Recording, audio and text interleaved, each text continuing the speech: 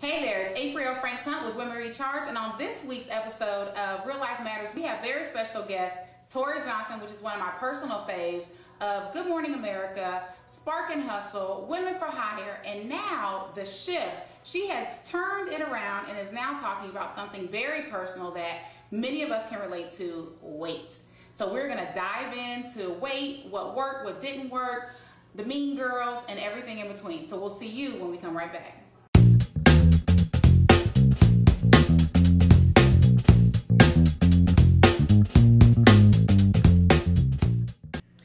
It's Aprille with Women Recharge, and this episode of Real Life Matters, we have the fabulous Tory Johnson from Good Morning America, also the CEO of Women for Hire, and where I met her during the Spark and Hustle business conferences. She is here talking to us today about her new book, The Shift, which is #1 on the New York Times bestseller list. And so, welcome. Thank you for being here.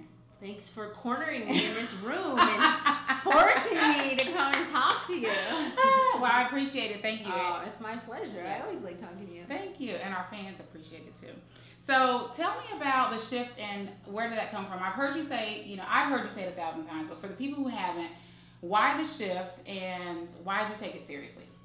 So exactly 20 months ago, one of my bosses at Good Morning America, where I've worked for 7 years, said to me, your clothes don't do any justice. We're going to send you to a stylist. And she said, I just don't think you look your best.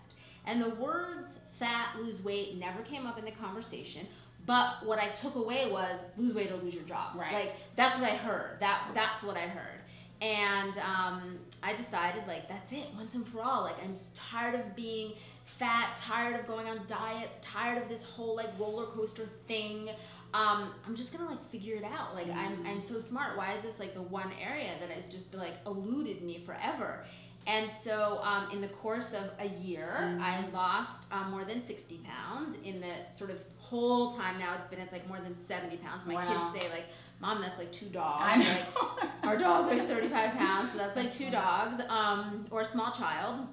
And I never, ever, ever planned to talk about this. Never. This was my own private demon. This was my own, sort of personal thing. I was never going to talk about it. And one day, it was 9 months into this sort of new way of living. And Sam Champion said on air on Good Morning America, do I see a slimmer Tory Johnson? And I was like, Sam, don't talk about that. And he was like, no, you look fabulous. And all of a sudden, I was getting flooded with emails, tweets, posts from people saying, tell us how you did it. What's inspiring? So I sort of tried to ignore that, and it didn't go away. And I realized, you know what? I've spent my whole career helping women to improve their careers. Yeah. And so what if I could help people with this? What if I could sort of share my story, see if anyone relates to it, and kind of go from there. And speaking of story, what I love about it is, from just what I know of you, you've been very business, no personal, we've had some personal moments because I'm a crybaby, but, no personal stuff really. So how is this different? And I'm talking about sex with my husband in this book. Yeah. I haven't got to that part. I have my little notes marked off here. I haven't got to that part. But that's important. That's important for people to know. And I think, did you know that there was a correlation with your success with Women for Hire, GMA, and all that with the personal part? So did you know that that personal part, that demon that you had, impacted the success, or did you feel like it didn't? I don't know. Listen, I have had a very happy life, a very successful career. No sort of big bells of problems, big red flags. Things have been fine, and good even. And yet I know that it's very hard to be your best when you don't look your best and you don't feel your best. And hands down, I can tell you, I totally love myself, super proud of myself, proud of all of my successes, hated how I looked, always. And yet I would sort of try to do something about it, and then I would sort of say, you know what, I'm resigned to this. This is who I am. I can never change. And I sort of, that was always my excuse. That was my crutch. I can't do this. And so I think that you can be your best professionally, really, really your best, when you also look and feel your best. So I'm waiting now for amazing things to happen. I know, right? So do you feel like hot shit right now? No. Well, first of all, I've been up since like 5 in the morning, and I had a GMA segment and then a long flight, and so I'm like, argh. But I feel like amazing because the truth is, when you can change your body, like losing 70 pounds is a huge deal.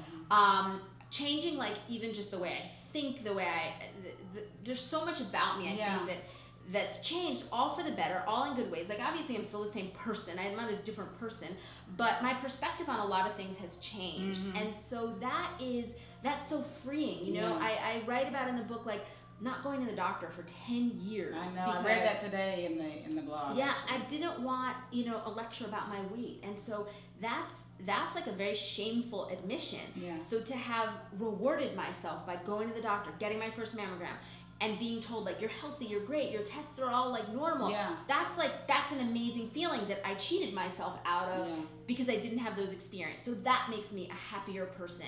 My kids who are in 11th grade, so college is very much the topic of conversation in our house, and there's a lot of fear and trepidation about getting into the best school, the right school for each of them. And both of them said to me the other day, like, Mom, like, this is all unimaginable. Like, unimaginable that, like, you lost all this weight. Unimaginable that you got paid a lot of money to write a book about it. Unimaginable that it then debuted at #1 and you're getting all these amazing letters and emails.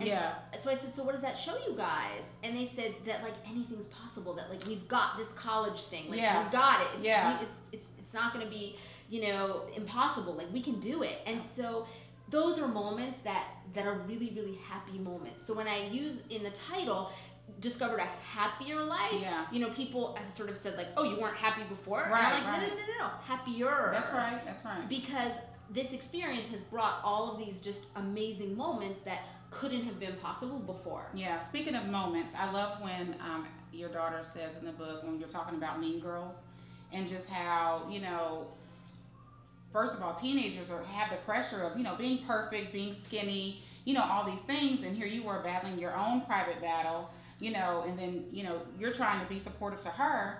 So can you just speak to what people should say to young people just in reference to that? I think, you know, that mothers in general walk a very fine line because the message, you know, that you want to send is about healthy and being comfortable in your body. It's not about being, you know, stick thin. It's not about don't eat this food because it makes you fat. It's not about fat and thin. It's really a conversation about healthy. Is that a healthy choice? Is that the healthiest choice? Because I think it's very damaging and worrisome to do nothing and sort of let your kids sort of eat what they want, do what they want, and just watch them gain weight while you sit back because you don't know how to handle it. And I think it's equally damaging to say, you're fat, you need to lose weight. Absolutely. You know, don't eat that, and have them sort of, you know, crazy about every single thing they put in their mouths. And so I think the conversation needs to be just around healthy choices and healthy living, and what does that mean to our family? What does that mean to you? And sort of involve them in that conversation. Well, and speaking of that, so when you were raised in Miami Beach, right? So there was a lot of food. It seems like you all celebrated with food. There was always food. Yeah, good day, food, bad day, food. Yeah. Right? Bad day, nothing like that a box of Entenmann's can't cure. Like, you know, my sort of earliest memory is when my mom was announcing to me that she was pregnant with my brother, and we went to McDonald's and had a Happy Meal with like a full sugar Coke. Right. And I drank like Coke, not Diet Coke, until I went to college. And then in college, everyone was drinking Diet Coke. And I'm like, oh God, like, and yet my mom always said, you know, we get headaches from Diet Coke, so we drink regular Coke. And, you know, if it wasn't Coke, it was, you know, apple juice, grape juice, like liquid sugar, like pineapple juice, like liquid sugar. Just empty calories. Yeah, so that's good. None of that.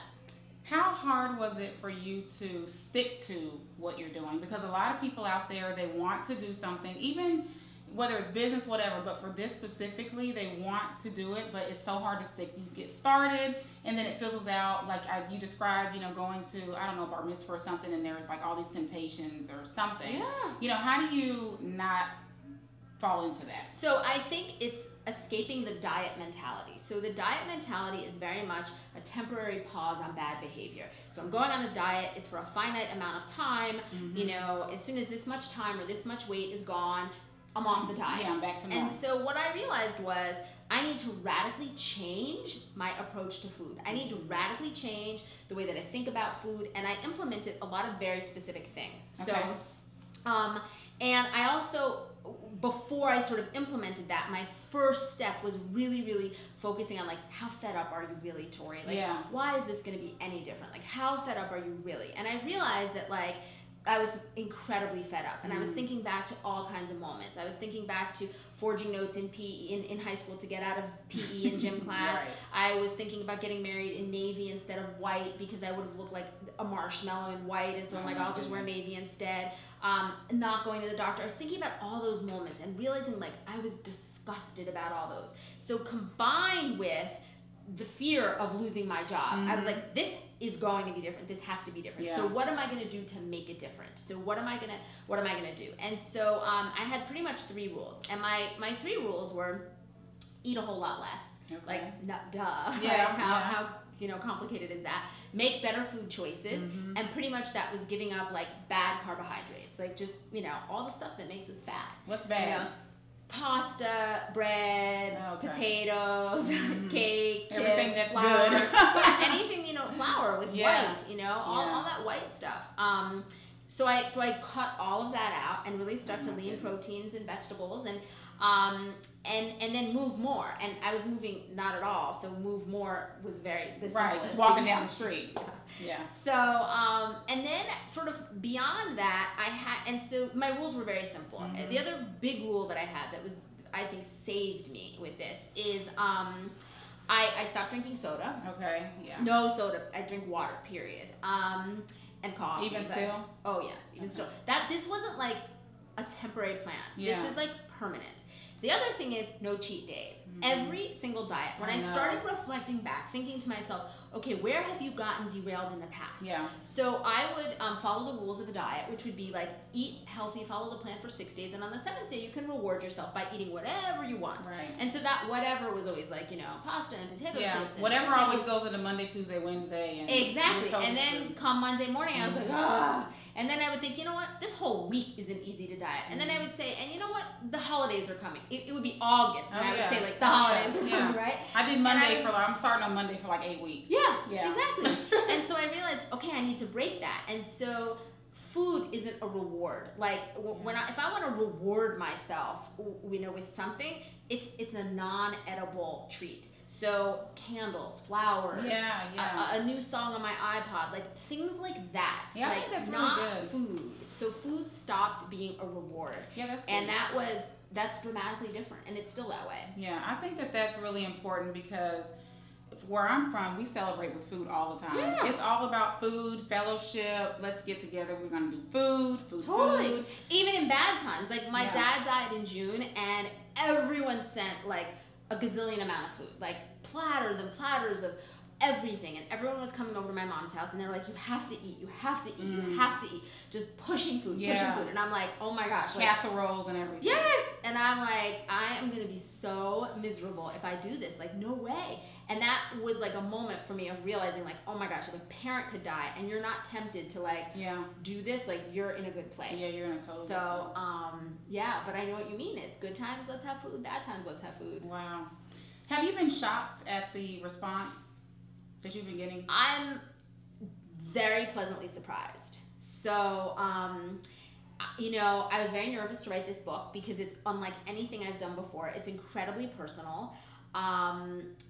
Very, very personal. And so the day it came out, I started getting emails from people. I had like tears sobbing down my face. And I'm like, wait, how did you get an early copy of the book? They're like, no, I bought it on my Kindle. I started reading. I didn't put it down. I finished it in 3 hours. I'm like, oh my gosh. So that was just fascinating to me from like a digital revolution perspective of how quickly people can get information and consume it. And in the first week, I got more than 1,000 emails from people. Oh my gosh. And they were from people saying like, I've never written to an author before. I've read every diet book. Wow. I have tried and failed. This one woman, I've been on a diet since I was 12. I'm now 40. All of these people saying to me like, your story is my story. Yeah. We are sisters from another mother. Like, we are related somehow. Yeah. Do you live in my house? Yeah. Are you watching over my shoulder? Like, this is crazy. That's awesome. And so it was, and it wasn't just that. It was followed by them saying, I had that light bulb moment. Like, I get it now. I did the same as you, which is like try and fail at every diet. I wanted a quick fix. And the biggest message that everyone has taken away, which to me is the most powerful message, is that there is no, pill, potion, or plan that can create overnight results. And everyone who wants to lose weight, that's what you're looking for. You're looking for the magic bullet. That's true. And I discovered that it's patience and perseverance. Yeah. It's over the long haul. So it's 20 months, about 3 pounds a month, right? Which is like, if you would have said to me, like, you're going to lose that little, I would have said, forget it. Past the time. Because I need this gone. I even though I've had this weight on forever, I need this gone like tomorrow. 30 days. Yeah. I would always say, like, okay, I need to lose 20 pounds by the wedding. And the wedding would be like in 3 days. Right, yeah. And like, that doesn't work. And you're like in the drugstore doing some Hollywood crash 48-hour juicing. Like anything come on. Like, one of these pills or potions has to work. Yeah. And it doesn't work. And so, one of my friends, Gretchen Rubin, who wrote this book called The Happiness Project, one of her big messages is that we overestimate what we can do in a short period of time. Like, lose 20 pounds in 3 days. We think we can do it somehow. If we just starve ourselves or just take the pill or whatever, we think we can do that, which we can't. Right. And we underestimate what we can accomplish over the long haul. Yeah. So we think we can't be that patient, we can't persevere, we can't commit that long.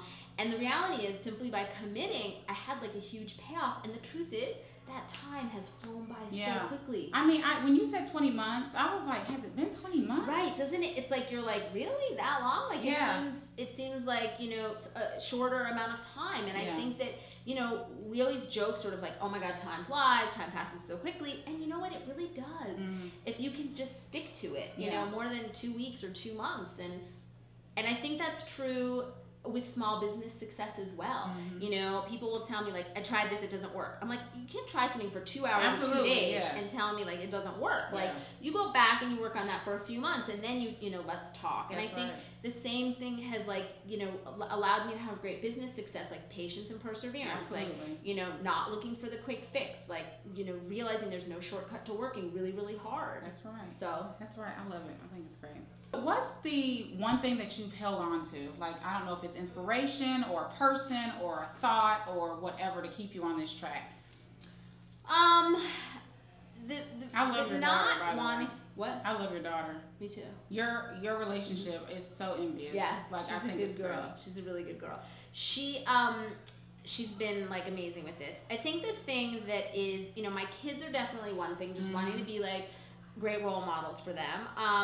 And the other, I definitely think is when I look back at old photographs and I see like triple chins, I'm like, I want to be so far removed from that. Yeah. And it's not just the physical part of it, but it's knowing that that is a physical representation of somebody who was hiding from the doctor, very unhappy with the way she looked, constantly fearful about like what to wear to try to not look as bad. Like, it's all of that stuff that's just like, it's like out the window. Like, none of that's an issue anymore. So it's not even like, it's so much less about vanity and so much more about this like freeing feeling that I don't have this like wasted energy on stuff that I fixed. And you know what's so interesting? I didn't even, when I saw that you had, I've been watching you, but I didn't even know, I had never thought you were fat. Which makes me think you're blind. And but I never did until I saw the side by side. A lot of people said that to me. They're like, I never thought of you that way. I never thought of you that way. I'm like, well, that's really kind of you, and that's great. And then, you know what? And the truth is, like, I was good at sort of being very confident and allowing that confidence to be what people see versus size. But people aren't blind. So I understand. And I'm not blind. So you really just see the change when you see the side. When I saw the side by side, I was like, wow, she really has lost 72 pounds. When my son specifically looked at some of those older pictures, he was like, did you Photoshop these to make them look worse? That's funny. He'd hear me talk about photoshopping to like get rid of a chin or something like that, and he's like, "Wait, were these photoshopped to be worse?" I'm like, "Oh, Jake, there's no shortage of those poor pictures." That's funny. Yeah. Real quick, so just a couple more questions. Working out. Yeah. So I hate to work out. Of course, I want to lose weight, but Yeah. I'm really, honestly, y'all, I'm not committed yet. Like, I'm still eating cupcakes. I live with this 80-20 thing. So I'm like 80% I can eat good and 20% I can eat bad. Okay. So that's kind of where I'm at. And then the exercising is not happening. So how did you, I read in the book something about the treadmill and what Alex told you about. So I didn't, for a very long time, I didn't work out at all. I'm like, I hate working out. I'm not going to work out. And then I realized this could go a lot faster, or I'll feel a lot better if I do work out. So I sort of cycled through a million kind of machines. We got like an elliptical, that was a bust. All the Nordic track, that was a bust. Like finally a treadmill, and I use it every day. I go to the gym and have a trainer who's like hardcore once a week, and like really sort of pushes me. And I sort of always joke that like I'm so happy when I leave there, and it's like I'm not happy that I'm leaving because it's over. I'm happy because I did it. Yeah. And it's a big commitment. Like I go across town. It's like it's a big deal for me to go to this trainer and do this. It's expensive, and it's like a commitment to me. It's the only time when my mind is just escaping. I sort of joke. I'm thinking about like just don't die. Like just don't die. Hilarious. But I never thought that I would say like I actually like it. Like I like it. Like that's God. I know, that's like a miracle. I need to get there. It's so hard. It is, but you know what? It doesn't happen overnight. Yeah. It happens like one step at a time. One step at a time. And I like what Alex said, you know, because you're thinking, I got to do 45 minutes, I got to do an hour, I got to burn 1,000 calories. Yeah. But really, it's like start with 5 minutes. Like you never even did it before. Like start with 5 minutes. Start with something. Because when you say like I need 45 minutes, then it's so easy to say I don't have 45 minutes. Exactly. That's too daunting. But if you say like, okay, I'm going to start with like 5 minutes on the treadmill, as soon as you get going, 5 turns to 10. And if 10 is all you do that day, great. It's 10 more than you would. And tomorrow, you know, do 12, do 13. You add a minute a day, and before you know it, like, you know, you're getting through a whole, you know, Jeopardy show, you know? Absolutely. So. That's awesome. What's next for the shift? I don't know. You know, it's only been a few weeks. I know, it seems crazy, because that's all we hear about. I know. I'm living and breathing it right now, which I'm excited about, because I think it's, you know, will help a lot of people. We're helping people to start shift clubs, which are just free resources that, you know, will help guide people to start their own, like a book club, but instead it's really about shifting to lose weight and to just live a happier life. And we've got lots of people who are creating amazing shift clubs, and I want to really monitor their success so that I can then shine a spotlight on what a lot of them are doing. Awesome. So I'm excited. It's all good. And you know, if you would have told me, you know, 5 years ago, 3 years ago, 2 years ago that I'd be talking about this right now, I'd be like, what planet are you on? Right, like, really? Yeah. Literally, like I would not have believed it for a second. And so I'm very much a kind of like see where it goes type of girl. Yeah. And you know, we'll go from there. And how different is this from the business stuff? Like, is this better? Like, you know, I'm the touchy-feely one. So is this feel just different to you than, you know? Definitely. This is like so personal, and yet the truth is, they're very connected. And you know, I sort of said to myself the other day, like, what do I do? Like, who am I? Like, I do this like thing on Good Morning America. I do this Women for Hire Employment stuff. I do this Spark and Hustle small business stuff. Now I've got this shift thing going. I'm like, who am I? And what I realized is like at the core of who I am is somebody who wants to help other women find and use their voice to get what they want. Absolutely. And I think, you know, I've discovered a much greater connection between our health and our wealth, because I really believe when you look and feel your best, you can perform your best. Absolutely. And whether that is mental or physical, you know, if you don't look and feel your best, you can't achieve your best business-wise. And so there's a great sort of synergy between the shift and Spark and Hustle. I love it. I love it. Thank you so much. Thank you. So check out Tori's book, okay? The Shift, you can get it online. You can find it everywhere. I just stopped and bought it at the bookstore. So pick it up wherever you need to pick it up. And we'll see you next time on Real Life Matters. It's been Aprille, France. See ya.